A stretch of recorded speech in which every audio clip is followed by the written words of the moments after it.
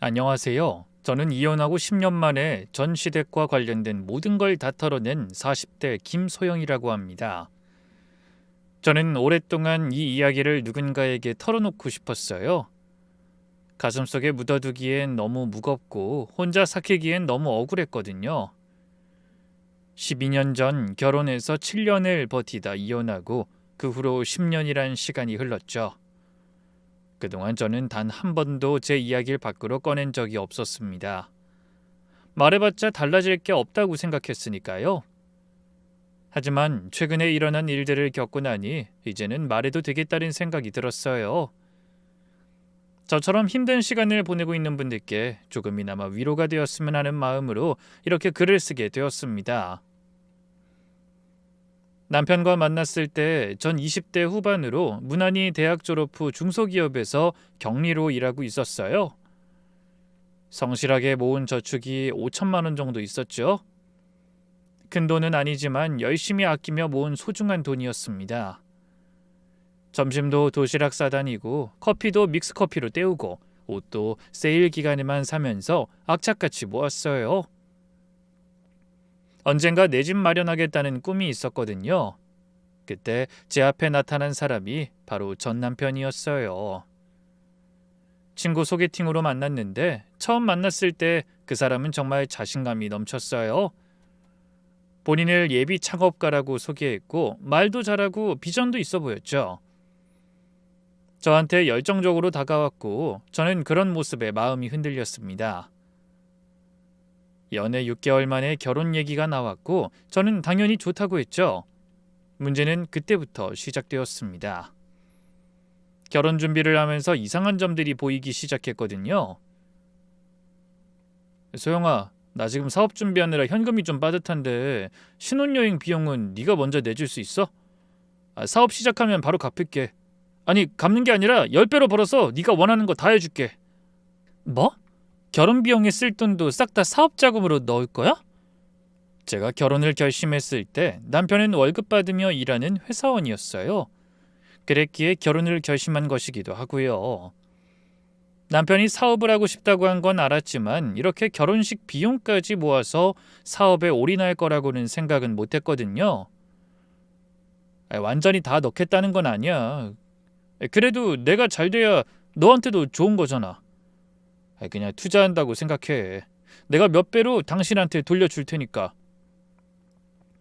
아무리 그래도 제가 난색을 표하자 그러더군요. 소영아, 진짜 미안하게 생각해. 그렇지만 지금만 좀 힘들 뿐이지 결혼하고 나면 너 떵떵거리며 살 수 있도록 해줄게. 그러니까 믿어줘. 간절한 그의 모습에 전 굳게 마음 먹고 신혼여행 경비를 제가 내기로 했습니다. 그때는 사랑하니까 결혼하면 어차피 한 가족이니까 하는 마음이었죠. 대신 남편은 전셋집을 해오기로 했고 저는 혼수와 결혼식 비용만 있으면 돼서 남은 저축을 털어서 신혼여행 비용을 준비했어요. 시어머니는 그때 제게 이런 말을 하셨죠. 우리 집이 지금은 좀 어렵지만 민재는 능력 있는 애야. 사업만 되면 금방 성공할 거니까 며느리가 조금만 도와줘라. 그 말을 고지고대로 믿은 건 아니었어요. 이 사업이라는 게 얼마나 힘든데요. 다만 제가 남편을 잘 케어해 줄 수 있을 거라고 생각했어요. 그리고 제가 좋아하는 사람이니까 뭐든 다 이겨낼 수 있을 거라 착각했죠. 그런데 결혼식 날 전 남편 친구 하나가 농담처럼 이런 말을 했습니다. 야, 민재야, 이번엔 성공하는 거지? 세 번째 도전인데 이번에 좀 제대로 해라. 소영씨, 우리 민재 좀 잘 잡아주세요. 이 녀석이 좀 덜렁대서요. 그때는 무슨 뜻인지 몰랐어요. 그냥 친구들끼리 하는 농담이려니 하고 넘겼죠. 세 번째 도전이라는 게 뭔지, 뭘 제대로 하라는 건지 궁금하지도 않았어요. 결혼식 날이라 정신이 없기도 했고 그냥 친구들이 장난치는 거라고 생각했습니다. 나중에야 그 말의 의미를 알게 되었습니다. 제가 결혼하기 전에 그 사람은 이미 2번이나 사업에 실패한 전력이 있었어요. 빚도 있었고요. 결혼하고 한 달쯤 지났을 때 그 사실을 모두 알게 됐어요. 바로 집으로 독촉장이 날아왔거든요. 카드사에서 온 거였죠. 독촉장을 본 저는 깜짝 놀라서 전 남편한테 물었어요. 여보, 이게 뭐야? 카드론을 3천만 원이나 썼어? 아, 그거? 사업 준비하면서 좀 썼어. 걱정하지 마. 사업 시작하면 금방 갚아. 경악하며 묻는 제게 전 남편은 별거 아니라는 듯 이야기하더군요. 저는 그 태도에 더 화가 나서 추궁했어요. 근데 왜 나한테 미리 얘기 안 했어? 이런 거 말해줬어야지. 미안해. 근데 이 정도는 금방 갚아. 진짜야. 솔직히 이야기할 가치도 없어서 그랬어. 그리고 우리 집에서 갚아줄 거라서 걱정 안 해도 돼. 저는 그 말을 믿었어요. 바보처럼. 그런데 시댁에서 그 돈을 갚아주지 않았습니다.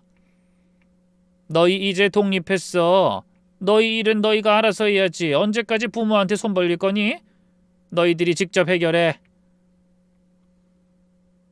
저는 당황했고 남편은 잠시 당황하는 듯 하더니 저한테 그러더군요. 당신이 좀 갚아주면 안 될까? 당신 모아둔 돈 아직 좀 있잖아. 그걸로 갚아주면 바로 돌려줄게. 지금 사업 시작하고 두세 달 있으면 돈 들어올 거야. 아니 3천만 원이 무슨 애 이름도 아니고 어떻게 그 돈을 나한테 갚으라고 그래. 나도 돈 없어. 여보, 우리 깨끗하게 시작하는 게 좋잖아. 그 돈 내가 갚아도 어쨌든 돈 나가는 건 마찬가지야. 가족인데 네 돈 내 돈이 무슨 상관이야. 내가 다 돌려줄게. 걱정하지 말고 좀 도와줘. 결국 전 남편 말에 딱 한 번이라는 생각으로 제가 모아뒀던 저축으로 대신 갚아줬어요. 빚부터 시작하고 싶은 마음은 없었거든요. 열심히 다시 돈 벌어서 잘 모으면 될 거라고 생각했는데 결혼 후에도 상황은 전혀 나아지지 않았어요. 오히려 더 나빠져 갔어요. 결혼 2년 차가 될 때까지는 남편이 생활비를 한 푼도 주지 않았어요. 남편이 사업에 전부 올인하겠다고 하며 저한테 돈을 주지 않았거든요. 제가 돈을 안 벌면 모르겠지만 제가 돈을 벌고 있었고 크게 문제가 없었거든요. 하지만 제가 2년 만에 출산과 육아를 거치며 돈이 부족해져서 전 남편에게 생활비를 요구하기 시작하면서 문제가 생겼어요. 제 말에도 전 남편은 제게 생활비를 주지 않았거든요. 결국 화가 난 제가 전 남편에게 따져 물었습니다. 2년 동안 당신한테 생활비 한 푼 안 받으면서 내 돈으로 다 썼어. 그런데 출산 후에는 생활비를 줘야 할 거 아니야. 미안해 여보. 사실 사업이 실패해서 손실이 좀 생겨서 그거 메우느라 생활비 못 준 거야. 사업이 실패했다고? 망한 거야? 대체 언제? 전 남편은 말도 못하고 우물쭈물하기만 하더군요. 그러더니 정말 충격적인 말을 꺼냈습니다. 그 인테리어 업체는 6개월 만에 망했고 그건 근데 내가 잘못한 게 아니라 준비가 부족했던 거야. 시장 조사를 제대로 못했거든. 눈앞이 캄캄했습니다. 6개월 만에 망한 가게를 2년 동안 끌고 왔을 리는 없었을 테니 다음 사업이 있었을 겁니다. 그리고 얼마 전에 치킨집을 인수해서 했는데 그건 진짜 잘 될 거야. 맹세해. 그걸로 수익 생기면 무조건 당신한테 먼저 돈 줄 테니까. 아니 사업이 망했으면 나한테 말을 했어야지. 저도 아무 생각 없이 남편만 믿고 있었던 건 아니었어요. 결혼할 때 진행한 인테리어 업체가 실패한다면 남편을 다시 월급쟁이로 잃도록 만들 생각이었거든요. 근데 이 남자가 저한테 사업 망한 이야기를 하지도 않고 다른 사업을 다시 시작한 거였어요. 그럼 그 사업 시작한 돈은 무슨 돈인데? 인테리어 회사가 망했으면 돈 한 푼 안 남았을 거 아니야. 이번엔 우리 부모님이 도와주셨어. 그러니까 잘 될 거야. 한 번만 더 나 믿어줘. 응? 전 남편은 저를 시댁에 끌고 가 저를 설득하기 시작했습니다. 시어머니도 저를 설득했죠. 치킨집은 진짜 돈 될 거다. 우리 민재가 손재주 가져와서 튀김을 기가 막히게 해. 이번엔 진짜 대박 날 거야, 아가. 이번만 도와줘. 저는 싫다고 했어요. 어머님, 이건 정말 아닌 것 같아요. 제가 봤을 때 민재 씨는 사업에 대한 재능이 없는 것 같아요. 그냥 회사에서 일하면 돈 버는 게 훨씬 나을 것 같아요. 예, 넌 무슨 말을 그런 식으로 하니? 우리 애가 뭐가 어때서? 이번에 망한 건 우리 애 때문이 아니라고. 아니, 넌 와이프가 돼서 남편 말을 믿어주진 못할 망정? 하지만 이미 일은 벌어졌잖아요. 이미 치킨집을 인수한 상황이었으니까 막을 수도 없었기에 그렇게 그냥 놔둘 수밖에 없었어요. 제발 이번엔 망하지 않길 바라면서요. 하지만 제 바람을 무시하는 듯 결혼한 후 두 번째 가게도 폐업의 길을 걷게 됐습니다. 무려 손실이 4천만 원이나 됐어요. 요즘 경기가 안 좋아서 그래. 치킨집이 너무 많아졌어. 다음엔 확실한 아이템으로 할 거야. 이번에 요식업 노하우를 많이 배웠거든. 소영아, 진짜 미안해. 근데 이번에 진짜 많이 배웠어. 다음엔 절대 실패 안 해. 전 그런 남편에게 제발 그만하라며 소리쳤어요. 그만해! 당신은 사업하고 안 맞는 것 같아.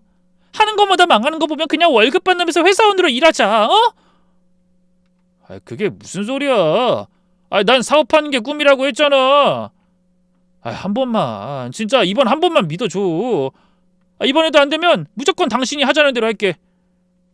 전 남편은 때를 쓰는 아이처럼 막무가내로 굴었고 저는 점점 지쳐가는 현실 속에서 전 남편까지 신경 쓸 힘도 사라졌어요. 저는 전 남편에게 끊임없이 사업을 그만두고 회사원으로 돌아오라고 말했어요. 아들 생각하라고 몇 번이나 말했는데도 전 남편은 제 말을 듣지 않더군요. 마치 중독된 사람처럼 사업 아이템만 찾아댔어요. 그러다 결국 결혼 5년 차에 온라인 쇼핑몰을 하다 거래처를 잘못 만나 사기를 당했어요. 운도 지질이 없고 부름만 한가득 끌고 다니는 사람 같았습니다. 내가 사람을 잘못 봤어. 그놈이 사기꾼인지 정말 몰랐어. 다음엔 조심할게. 마지막으로 한 번만 더 도와줘. 응? 제발 이번엔 진짜 억울해. 내 잘못 아니야. 사기당한 거라고. 경찰에 신고도 했어. 매번 같은 패턴이었어요. 그럼에도 남편이 포기하지 않았던 건 남편이 사업으로 날려먹은 돈이 많았기 때문일 겁니다. 이제 와서 포기하면 다 잃는 거니까 매몰 비용에 오류라는 거 있잖아요. 딱 그것 때문인지 남편은 좀처럼 포기를 못했습니다. 제 월급은 생활비 40%, 남편 사업자금 30%, 시댁 용돈 20%로 다 나갔어요. 저축은 10% 정도 했는데 그것도 나중에 시댁에서 다 빼갔어요. 시어머니가 갑자기 병원비가 필요하다, 집 수리비가 필요하다시면서요. 자기 자식이 집안 기둥뿌리 뽑아먹는지도 모르고 뭐가 그렇게 당당한지 시어머니는 항상 이런 말씀을 하셨어요. 남편 사업도 없는 게 아내 도리지. 네가 내조를 잘해야 우리 민재가 성공하는 거야. 그게 현모양처야. 성공하면 다 네 거잖아. 지금 투자하는 거라고 생각해라. 나중에 아파트도 사고 차도 사고 다 해줄 거야. 정말 지금 생각해보면 가스라이팅이었는데 그땐 정말 몰랐어요. 그러는 사이에 아이 육아까지 전부 저 혼자 감당했습니다. 전 남편은 사업한다고 바쁘다며 기저귀 한번 갈아본 적이 없어요. 새벽에 아기가 울어도 꿈쩍도 안 하고 자더라고요. 소영아, 나 내일 중요한 미팅 있어서 잠 좀 자야 해. 미안한데 네가 좀 봐줘. 애는 엄마가 봐야지. 난 바깥일하느라 바쁘잖아. 역할 분담하는 거야. 결국 없는 돈에 제가 너무 힘들어서 육아휴직 중 회사에 복직하겠다고 했더니 시어머니가 화를 내더군요. 애 엄마가 돈 벌겠다고 밖으로 돌아다녀? 하준이 어린데 네가 봐야지. 요즘 젊은 애들은 왜 이러니? 네가 돈 벌겠다고 나서면 집안 꼴이 뭐가 돼? 남편 체면은 생각 안 해? 바깥에서 우리 민재가 무능력하다고 손가락질받게 하려고? 어머니, 저도 웬만하면 제가 직접 애 보고 싶어요. 근데 집에 돈이 없는 걸 어떡해요? 입에 풀칠은 하고 살아야 될 거 아니에요? 하준 아빠 보세요. 사업은 매번 망하고 사기당해서 본전도 못 찾는데 언제까지 하준 아빠만 믿고 살아요? 너 말 다 했니? 우리 아들이 뭐가 어때서? 사업하다 보면 그럴 수도 있지. 그리고 애는 3살까지 엄마 손으로 키워야 하는 거다. 남한테 맡기면 정없는 애 돼. 너 그러려고 애 낳았어? 전 남편도 시어머니 편을 들었어요. 엄마 말이 맞아. 애가 어린데 엄마가 봐야지. 돈 걱정은 하지 마. 내가 곧 벌어올 테니까 조금만 참아봐. 그렇게 말한 뒤 남편은 정말로 돈을 구해왔습니다. 그때는 남편이 이제야 정신을 차렸다고 생각했어요. 게다가 그쯤에 아들도 많이 아팠고 저도 몸 상태가 좋지 않아 일과 육아를 병행할 수 있는 상황이 아니었어요. 그래서 아주 잠깐 쉬려고 했죠. 그런데 이후 사업장에 여러 가지 일이 겹치며 경력이 단절되는 상황까지 와버렸어요. 그러다 아들 하준이가 6살 되던 해였어요. 어느 날 전 남편 휴대폰에서 문자 알림이 왔어요. 화면에 뜬 내용을 우연히 봤는데 심장이 철렁 내려앉았습니다. 너 네가 빌려간 돈부터 갚고 나서 돈 빌려달라고 해야 하는 거 아니냐? 나한테 빌려간 돈은 언제 갚을 건데? 마누라가 계속 돈 받아오라고 난리야. 전 남편이 뭔가 숨기고 있는 게 분명해 보였습니다. 그래서 전 남편한테 물었어요. 여보, 우리 집 빚이 정확히 얼마야? 나한테 숨기는 거 있으면 말해줘. 나도 알아야 같이 해결하지. 그랬더니 돌아온 대답이 어이가 없었어요. 몰라도 돼. 내가 알아서 할 테니까. 여자가 왜 그런 걸 따져. 남편 믿어. 내가 다 알아서 하고 있어. 왜 자꾸 캐물어? 뭐 의심하는 거야? 부부 사이 믿음이 없으면 어떡해. 그 말을 듣는 순간 더 이상 참을 수가 없었어요. 직접 알아보기로 했습니다. 집으로 오는 우편물들을 다 확인했죠. 전 남편 서랍도 뒤졌어요. 남편 잘 때 폰으로 은행 어플을 확인하기도 했어요. 미안하다는 생각은 안 들었습니다. 제 인생이 걸린 문제니까요. 결과는 충격적이었습니다. 카드빚이 4천만 원, 사채가 3천만 원, 누군가한텐 보증선계 5천만 원, 총 빚이 1억 2천만 원이었어요.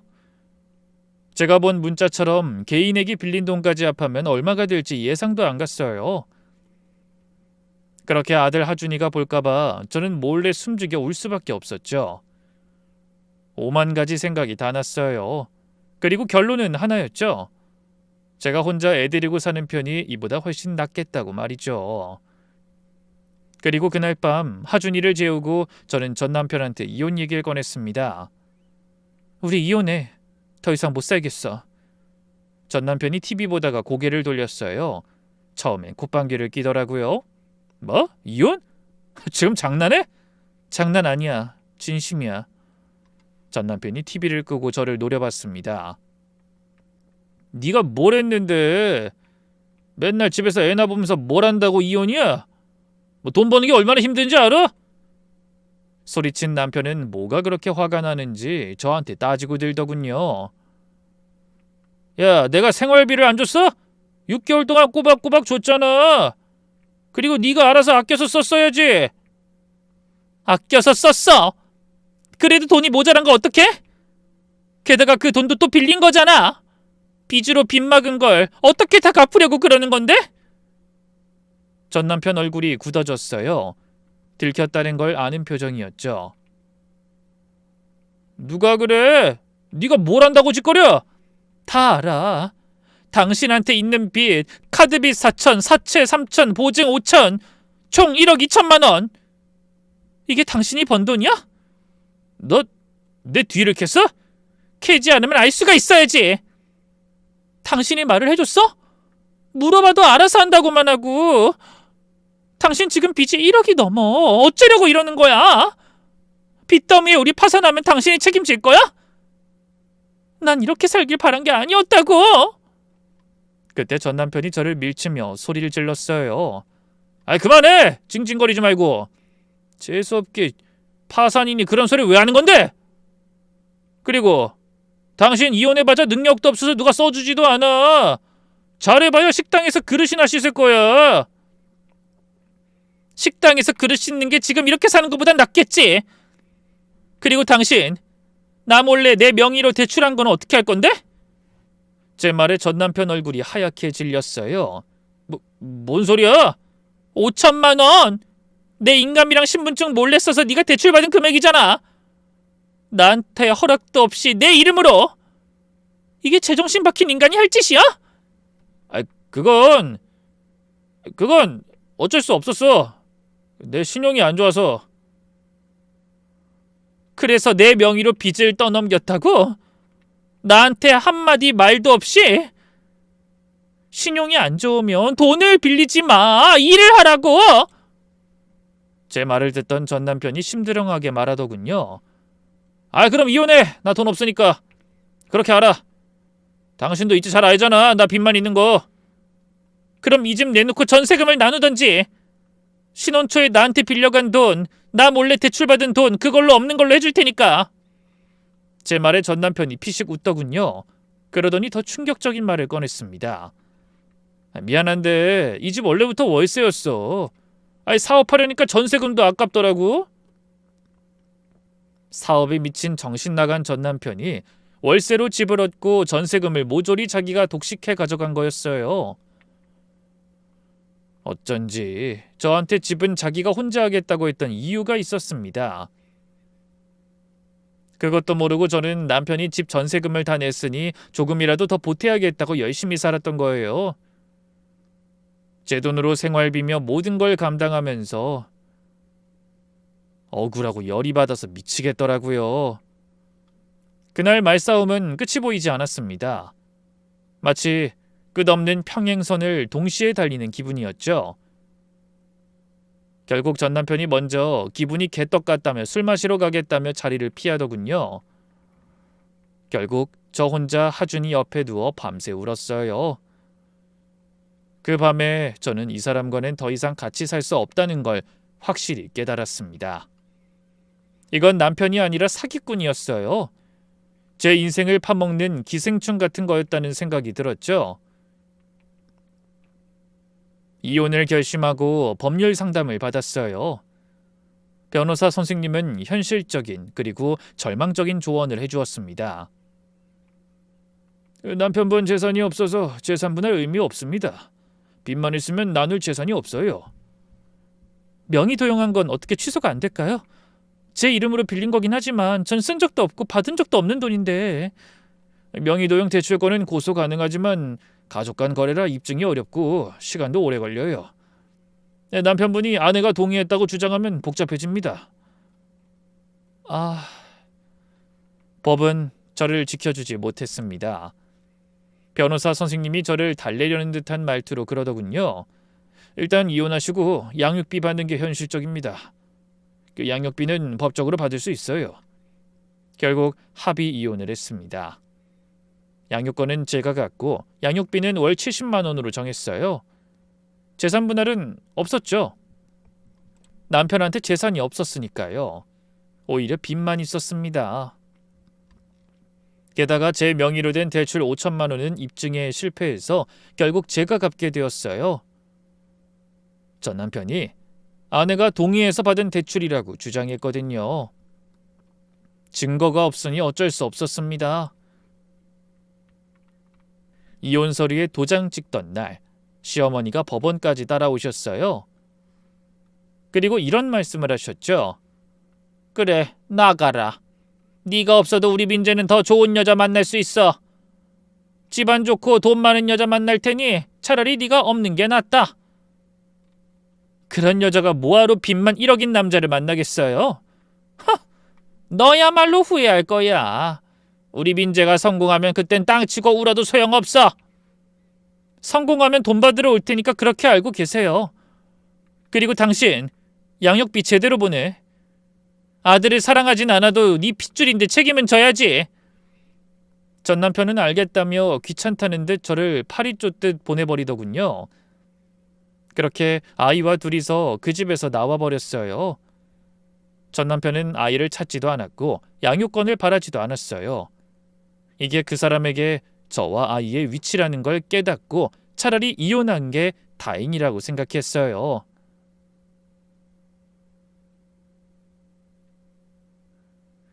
이혼만 하면 뭐든 다 해결될 거라고 생각했던 것과는 달리 이혼 후 현실은 처참했어요. 저와 5살 아들 하준이의 새 보금자리는 친정집이었습니다. 부모님이 아니었다면 진짜 저 혼자 막막했을 거예요. 아이를 엄마한테 맡겨두고 저는 일을 시작했습니다. 낮에는 김밥집에서 서빙을 하고 저녁에는 반찬 배달 아르바이트를 했어요. 새벽엔 전단지도 배포했습니다. 그리고 남편이 주기로 했던 양육비 70만 원은 3개월 후부터 안 들어왔습니다. 전 남편한테 전화했더니 이렇게 말하더라고요. 없는 돈을 어떻게 줘? 벌면 줄게. 나도 힘들어. 네가 이혼하자고 했잖아. 내가 왜 돈을 줘야 해? 애는 네가 데려갔으면서. 그 말만 반복했어요. 저도 어떻게든 돈을 받아내려고 했지만 소용없었어요. 소송을 하려면 돈이랑 시간이 필요한데 저는 당장 먹고 사는 게 급급했습니다. 변호사 비용 낼 돈도 없었고요. 전 그때 다짐했어요. 언젠가 반드시 일어서겠다고, 제 몫을 찾겠다고. 두고 보자. 내가 반드시 성공해서 저 인간들 코를 납작하게 해주겠다. 그렇게 다짐했죠. 그렇게 10년이 흘렀습니다. 처음 3년은 새벽 4시에 일어나서 밤 11시에 잠들며 돈 벌었어요. 잠은 하루에 4-5시간밖에 못 잤죠. 그리고 보증금 500만 원, 월세 50만 원짜리 작은 반찬 가게를 열었습니다. 그간 알뜰살뜰 모은 돈을 긁어 모아서 시작했어요. 가게라고 해봤자 5평짜리 작은 공간이었지만 제 가게가 생겼다는 게 너무 좋았습니다. 아들 하준이는 저녁에 잠깐 주말에만 만날 수 있었어요. 미안하고 힘들었지만 살아남아야 했으니까요. 하준이한테 전화할 때마다 울었어요. 4년 차부터는 반찬 가게가 입소문을 타면서 도시락 주문이 들어오기 시작했죠. 회사 점심 도시락, 경로당 도시락, 유치원 도시락까지 관공서 구내식당 납품 계약을 따냈고 직원 2명을 채용했어요. 그리고 이 시기에 5천만 원 빚을 전액 상환했어요. 이자까지 합치면 거의 6천만 원 넘게 갚은 거예요. 마지막 납입금 넣었던 날 울었습니다. 이제 진짜 내 인생을 살 수 있겠구나 싶었거든요. 7년 차에는 회사를 법인으로 만들었습니다. 기업 행사, 돌잔치, 상견례 같은 케이터링으로 사업을 확장했죠. 단체 급식보다 마진이 좋았고 제 손맛을 제대로 보여줄 수 있었어요. 지금은 직원 12명에 연매출 8억 원으로 나름 지역 내에서 잘 나가는 업체예요. 이때쯤엔 복수는 생각도 못했어요. 사는 것이 힘들어 여의치 못했죠. 시간이 너무 없어서 법적 싸움을 할 시간이랑 돈도 없었습니다. 양육비를 청구해봤자 그 인간이 수입 없다며 버텼거든요. 강제 집행하려고 해도 재산이 없으니 압류할 게 없었고요. 하지만 밀린 양육비 8,400만 원은 절대 포기할 수 없었습니다. 전 남편이 아들 하준이에게 연락조차 안 하는 걸 보고 양육비는 무조건 받아야겠다고 생각했어요. 아들에게 아버지의 사랑을 주지 않을 거라면 미래를 위한 돈이라도 받아내는 게 맞잖아요. 아들 하준이도 어느새 15살이 되었고 곧 돈 들어갈 곳이 많아지니까요. 그러던 어느 날 회사로 상견례 케이터링 의뢰가 들어왔습니다. 장소는 시내에 있는 돌잔치나 상견례로 유명한 가게였습니다. 인당 15만 원짜리 코스였어요. 우리 회사가 그 가게랑 협력관계라서 의뢰가 들어온 거였죠. 의뢰서를 확인하다가 신랑 측 대표자 이름을 보고 저는 심장이 멎는 줄 알았습니다. 오민재, 제 전남편 이름이었어요. 처음에는 동명이인이겠거니 했어요. 흔한 이름은 아니지만 같은 이름 쓰는 사람이 없겠어요? 하지만 연락처랑 나이까지 확인해보니 틀림없었습니다. 저는 한참을 멍하니 앉아 있었어요. 가슴이 두근거리면서 분노가 치밀어 올랐습니다. 10년 동안 쌓아둔 감정들이 한꺼번에 터지는 것 같았어요. 제게 양육비도 한 푼 안 주던 인간이 다시 결혼을 한다니. 전 남편의 현재 상태를 조사해봤습니다. SNS에는 컨설턴트, 사업가라고 적혀 있었지만 전부 거짓말이라는 걸 알 수 있었습니다. 실체가 없고 말만 있었으니까요. 재혼 상대는 38살, 병원에서 일하는 여자더라고요. 강세희라는 이름이었죠. 저는 고민했어요. 그냥 무시할까? 아니면 가서 어떤 식으로든 강세희라는 여자에게 도움을 줄까? 그러다 결국 직접 가서 확인하겠다고 결정했습니다. 직원들한테는 VIP 고객이라 내가 직접 점검한다고 말했어요. 사장이 직접 가도 이상할 건 없으니까요. 혹시 몰라 가방에 서류들을 챙겼습니다. 이혼증명서 사본, 가족관계 증명서, 양육비 미지급 판결문 등 중요한 것들이었죠. 상견례 당일이 되었습니다. 저는 검은 셔츠에 앞치마를 두르고 머리를 단정하게 묶었어요. 눈화장은 진하게 하고 그 위에 안경을 썼습니다. 전 남편이 못 알아보도록 말입니다. 상견례장에 들어가서 테이블 세팅을 도우면서 사람들을 관찰했습니다. 가슴이 두근거렸지만 최대한 침착하게 행동했어요. 전 남편은 여전히 허세 가득한 말투로 떠들고 있었습니다. 장인어른, 전 요즘 AI 관련 사업을 준비하고 있습니다. 확실한 아이템이 있어서요. 요즘 AI가 대세 아닙니까? 선점하면 무조건 성공합니다.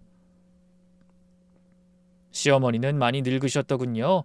머리도 하얗게 새고 얼굴에 주름도 많아졌어요. 하지만 여전히 거들먹거리면서 말씀하셨습니다. 우리 민재가 능력이 있어요. 머리가 좋아서 뭘 해도 잘해요. 사돈께서 조금만 도와주시면 금방 자리 잡을 거예요.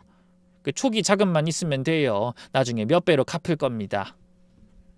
세희 씨는 어딘가 눈빛이 불안해 보였습니다.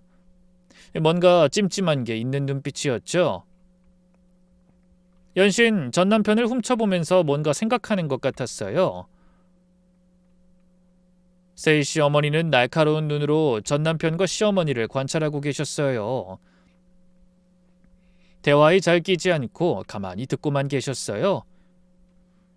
세희 씨 아버지는 과묵하셨는데 메모하는 습관이 있으시더라고요. 상견례가 진행되는 동안 시어머니가 슬쩍 이런 말씀을 하셨어요. 사돈, 우리 민재 사업 초기 자금만 좀 도와주시면 감사하겠어요. 요즘 은행에서 대출이 잘 안 나와서요. 나중에 다 갚을 거예요. 지금은 좀 어렵지만 민재 사업만 되면 금방 나아질 거예요. 결혼하고 나서 도와주셔도 되고요. 세희 씨 어머니 표정이 굳어지는 게 보였습니다. 세희 씨 아버지도 인상을 찌푸리셨어요. 첫 상견례에서 돈 얘기를 꺼내는 게 이상하게 느껴지셨겠죠? 잠시 후 세희 씨 어머니가 화장실 간다며 자리를 뜨셨어요. 저도 슬쩍 따라 나갔습니다. 복도에서 세희 씨 어머니가 핸드폰으로 뭔가 검색하시는 게 보였어요. 신용조회 방법. 그 검색어를 보는 순간 알았습니다. 저분도 뭔가 느끼고 계시는구나. 이상하다고 생각하고 계신 거구나. 세희 씨 어머니께 조용히 다가갔습니다. 심장이 쿵쾅거렸지만 최대한 침착하게 말했어요. 사모님, 제가 길 안내해 드릴게요. 세희 씨 어머니가 고개를 드셨어요. 아이 고마워요. 근데 혹시 제가 아는 사람이에요? 아까 전부터 계속 눈이 마주쳐서. 복도 끝 조용한 곳으로 모셨습니다. 거기서 단둘이 대화를 나눴어요. 사모님, 실례지만 오민재 씨에 대해 알아보고 계신 거죠? 세희 씨 어머니가 경계하시면서 물으셨어요. 그건 왜 물어요? 당신 누구예요? 저는 오민재 씨 전처입니다. 10년 전에 이혼했어요. 이 결혼 안 돼요. 하지 마세요. 하시면 진짜 피 볼 수도 있어요. 세이 씨 어머니가 깜짝 놀라셨어요. 전처요? 그 사람 초혼이라고 했는데 결혼한 적 없다고 했어요. 거짓말입니다.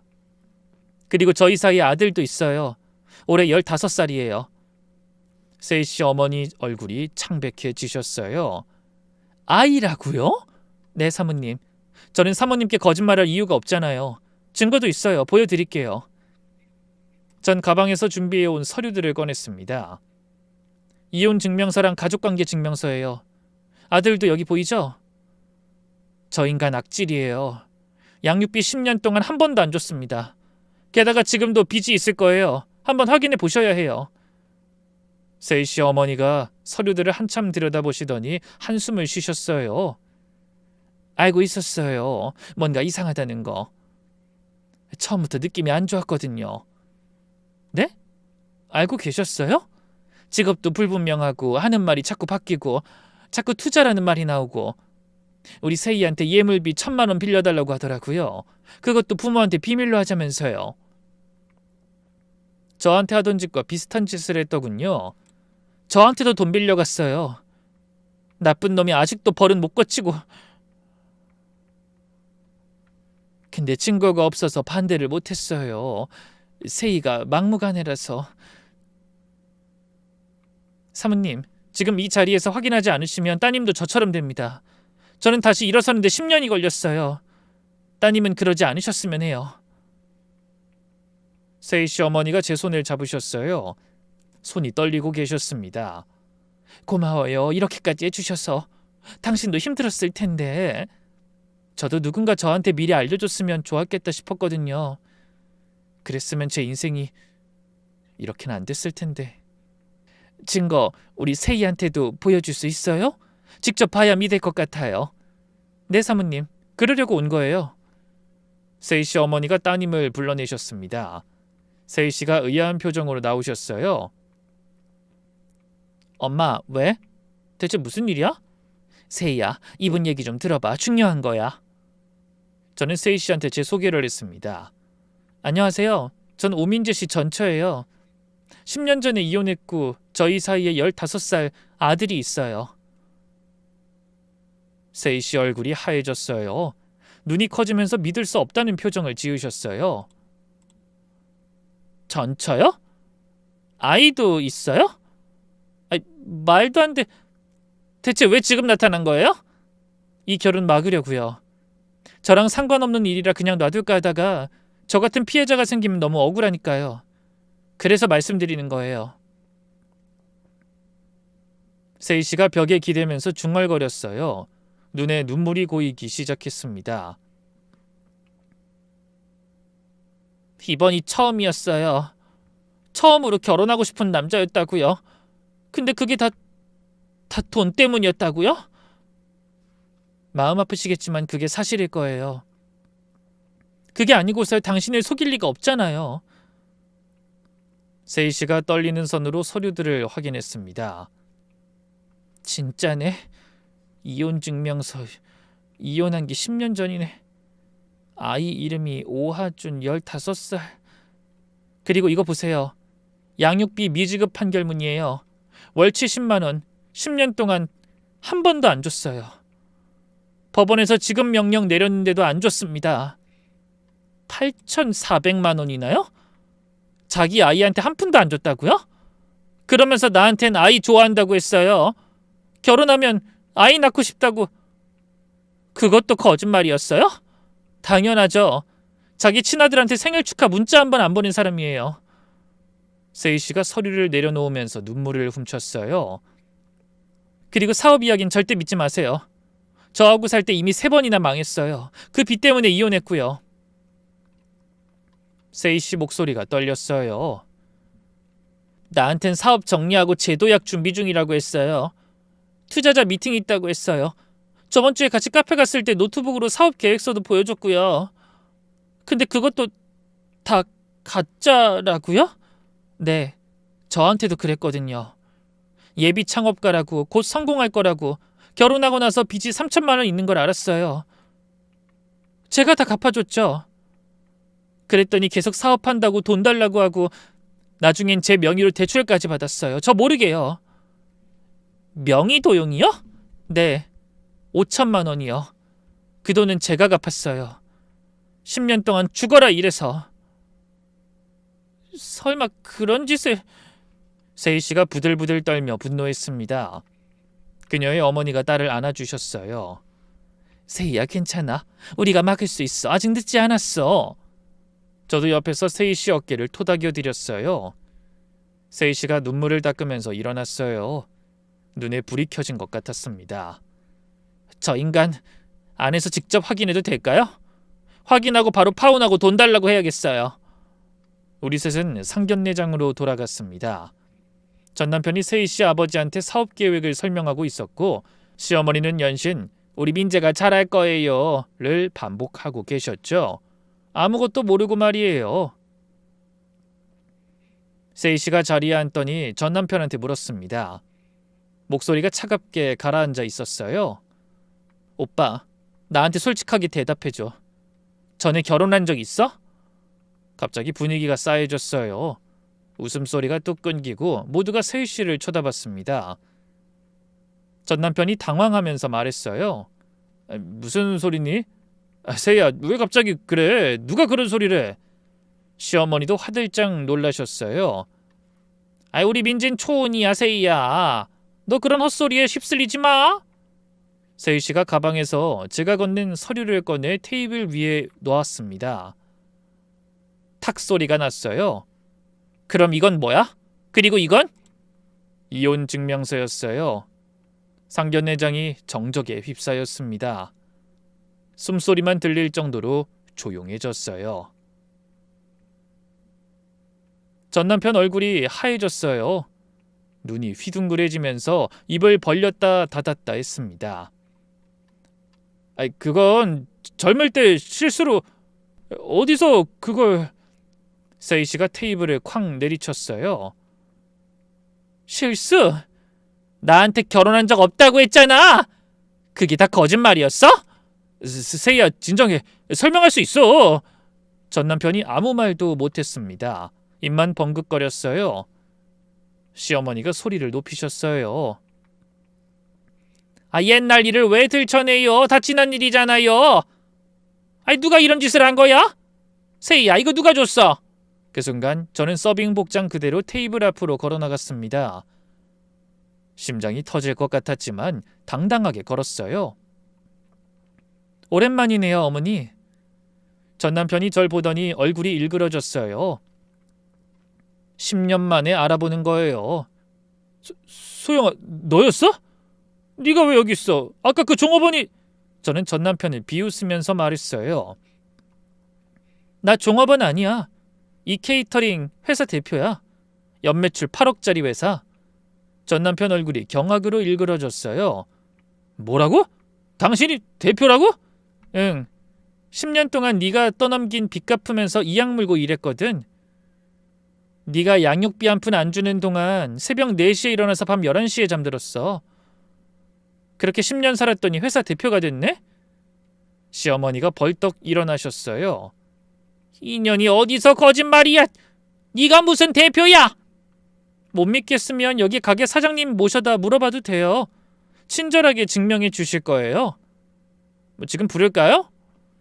사장을 부르겠다는 말에 시어머니가 움찔하셨어요. 두 사람 다 변한 게 하나도 없네요. 저번 결혼에서도 마누라 등쳐먹으면서 사업하다가 빚을 1억 넘게 만들더니 이번엔 순진한 여자 꼬들겨 세장가 가서 인생 역전하려고요? 근데 그것도 망했네요. 오늘 이 자리에 제가 있어서. 전 남편이 끼어들었어요. 야, 소영아, 옛날 일 가지고 왜 이래? 그리고 우리 그때 합의 이혼했잖아, 원만하게. 옛날 일? 그래, 다른 건 다 괜찮아. 육아에 무관심한 것도, 네가 거짓말한 것도, 심지어 내 이름으로 나 몰래 대출 받았던 것도 괜찮아. 근데 양육비 10년 동안 안 준 건 네가 선 넘은 거지.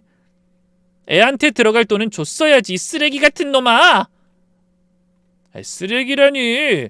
돈이 있었으면 안 줬겠어? 나도 힘들었다고. 힘들었어? 하긴 그러니까 새장가 가려고 했겠지. 나한테 했던 것처럼 빨대 꽂고 쪽쪽 빨아먹다 필요 없어지면 애랑 같이 버리려고? 아이 그게 무슨... 하준이가 아빠 보고 싶다고 연락하면 무시했잖아. 생일 때, 어린이날, 명절 한 번도 연락 안 했지. 용돈 한 푼도 안 보냈어. 심지어 하준이가 초등학교 때 아빠 보고 싶다고 카톡 보냈는데 다 무시했지? 전 남편이 대답을 못했습니다. 고개를 숙였어요. 세희 씨 아버지가 냉정하게 말씀하셨어요. 더 볼 것도 없네. 결혼은 없던 일로 하지. 내 딸한테 좋은이라고 거짓말하고 돈까지 빌려가? 이건 사기야. 혼인빙자 사기. 세희 씨가 울면서 소리쳤어요. 넌 쓰레기야. 어떻게 나한테 이럴 수가 있어? 결혼 전부터 돈 빌릴 때 알아봤어야 하는데. 내 돈이 목적이었지? 전 남편이 당황하면서 말했어요.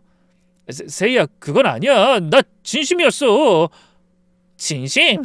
상견례 와서 사업 투자 이야기만 하면서 진심? 시어머니가 테이블을 탁 치면서 일어나셨어요. 사돈, 저 년한테 속지 마세요. 우리 민재한테 원한 품고 이런 짓 한 년이에요. 네 년이 우리 민재 결혼을 망쳐? 저는 비웃으면서 대꾸했어요. 아주머니, 전 저 인간 망친 적 없어요. 지 손으로 열심히 지 무덤 판 건 아주머니 아들이죠. 10년 전에도 그랬고 지금도 그러고 있잖아요. 저한테 했던 짓 그대로 세희 씨한테 하고 있었으면서. 네 년이 잘못해서 이혼한 건데 왜 우리 아들 탓이야? 인테리어 업체 투자금 3천만 원 날린 거, 치킨집 6개월 만에 폐업한 거 빚 2천만 원, 온라인 쇼핑몰 사기당해서 5천만 원 손해본 거, 사업 실패할 동안 생활비 제 돈으로 충당했죠. 제가 열심히 일해서 번 돈, 그걸 다 날린 게 아드님이에요. 부부끼리 네 돈 내 돈이 어딨어? 아, 그리고 제 명의로 대출 5천만 원 받은 거 기억나세요? 그것도 제 잘못인가요? 여기 새 가족 되실 분들 앞에서 말해보세요. 제가 뭘 잘못했는지. 시어머니가 말문이 막힌 듯 아무 말도 못하더군요. 그러니까 아드님은 사업 재능이 없어요. 안 된다고요. 근데 아직도 정신 못 차리고 사업 이야기라니. 정신 좀 차려요. 그때 세희 씨 어머니가 일어나셨어요. 완전 사기꾼들 아니야? 세희야, 가자. 아이 사돈, 이러지 마시고. 세희 씨 아버지도 일어나며 냉정하게 말씀하셨어요. 법적으로 대응하겠네. 혼인빙자 사기죄 명의도용. 초혼이라고 속이고 돈까지 빌렸으니까. 저는 마지막으로 전 남편을 똑바로 쳐다보면서 말했어요. 양육비 어떻게든 받아낼 거야. 법적으로 이번엔 도망 못 쳐. 저는 상견례장을 나왔습니다. 뒤에서 시어머니 고함 소리가 들렸어요. 그렇게 상견례가 완전히 파토난 후 일주일쯤 지났을 때였어요. 하준이가 학교에서 돌아오더니 이상한 표정을 지었어요. 엄마, 아빠한테 연락 왔어. 뭐? 갑자기? 응, 카톡으로 보고 싶다고, 만나자고. 저는 하준이 핸드폰을 확인했어요. 전 남편이 보낸 메시지가 길게 와 있었습니다. 하준아, 아빠야. 그동안 연락 못해서 미안해. 아빠가 많이 바빴어. 이번 주말에 만나자. 아빠가 맛있는 거 사줄게. 보고 싶다. 10년 동안 연락 한 번 안 하던 사람이 갑자기 보고 싶다니 웃기지도 않았어요. 그래도 아들의 마음이 더 중요했습니다. 하준아, 아빠 만나고 싶어? 하준이가 고개를 저었어요. 아니, 솔직히 어릴 때는 엄마가 바쁘니까 아빠라도 보고 싶었는데 크면서 그냥 뭐 다 없어졌어. 좋고 싫고가 아니라 그냥 무관심? 아빠도 나한테 관심 없었으니까. 그래, 엄마도 그렇게 생각해. 네 생일에도 전화 한 번 연락 한 번 안 했잖아. 대체 왜 연락 온 거지? 저도 의아했습니다. 밀린 양육비를 줄 거였으면 저한테 연락을 했을 텐데. 그때 아들이 이야기하더군요. 설마 엄마가 회사 대표인 거 알고 접근하려는 거 아니야? 뭐? 아니, 설마 하준이가 한숨을 쉬었어요. 그거 아니고 나한테 잘해줄 일이 뭐가 있겠어. 와, 역겹다 진짜. 그 주말 전 남편이 우리 집 앞으로 찾아왔어요. 아파트 1층 카페에서 만났습니다. 저와 하준이 그리고 전 남편. 전 남편은 하준이를 보며 얼굴 가득 미소를 짓더군요. 오랜만이다. 아유, 하준이 많이 컸네. 하준이가 대답 안 하고 저만 쳐다봤어요. 볼일 있으면 얘기해. 소영아, 우리 다시 시작할 수 없을까? 귀를 의심했어요. 방금 뭐라고 했지? 뭐라고? 다시 시작하자고. 우리 다시 가족 되자. 하준이도 있고 이제 네가 회사도 잘 되고 있으니까 내가 도와줄 수 있어. 나 경영 쪽은 좀 알거든. 같이 하면 더 잘 될 거야. 저는 어이가 없어서 웃음이 나왔어요. 지금 무슨 소리 하는 거야? 10년 동안 양육비 한 푼 안 주고 아들 연락 무시하더니 이제 와서 지금 다시 시작하자고? 그땐 내가 몰랐잖아. 당신이 그렇게 성공할 줄. 그러니까 내가 성공하니까 이제 와서 붙겠다는 거야? 10년 전에는 나한테 빚 떠넘기고 도망쳤으면서 지금은 뭐? 회사 대표 옆자리가 탐나? 경영을 도와줘? 손대는 사람마다 다 망한 걸 내가 아는데 뻔뻔하기도 하지. 전 남편 얼굴이 붉어졌어요. 야, 그건 운이 안 좋았던 거야. 이번엔 다를 거야. 운? 10년 동안 운타령이야? 당신은 그냥 사업 재능이 없는 거라고. 이제 그 사실을 받아들일 때도 되지 않아? 그때 하준이가 입을 열었어요. 아저씨, 전 남편이 움찔했어요. 아저씨? 하준아, 나 아빠야. 제 생일에 생일 축하해 한마디 한 적 있어요? 어린이날에 선물 하나 보내준 적 있어요? 용돈 보내준 적 있어요? 없으면 그게 남이랑 뭐가 달라요? 전 남편이 대답을 못했어요. 하준이 목소리는 단단했습니다. 저 어릴 때 친구들이 아빠 얘기하면 부러웠어요. 아빠랑 캠핑 갔다, 아빠랑 영화 봤다, 그런 얘기 많이 듣기만 했거든요. 전 그런 거 한 번도 없었으니까요. 친구들이 아빠 뭐해라고 물으면 뭐라고 대답해야 할지조차 몰랐고요. 하준아, 근데 지금 와서 다시 가족이 되자고요? 근데 엄마가 허락해도 전 허락 못해요. 아무리 봐도 아저씨가 나쁜 생각으로 저한테 연락하고 엄마한테 보자고 한 것 같거든요. 전 남편이 당황하면서 말했어요. 하준아, 그땐 아빠도 힘들었어. 이해해줘. 이해요? 그건 노력하는 사람에게만 해당되는 말이죠. 아저씨 노력한 적 없잖아요. 노력했으면 10년 동안 한 번쯤은 아들 생각에 손가락 몇 초 움직여서 문자 몇 마디 정도는 보냈겠죠. 근데 전 받은 적 없으니까. 하준이가 일어났어요. 이제 가볼게요. 할 말 없으니까 앞으로 연락도 하지 마세요.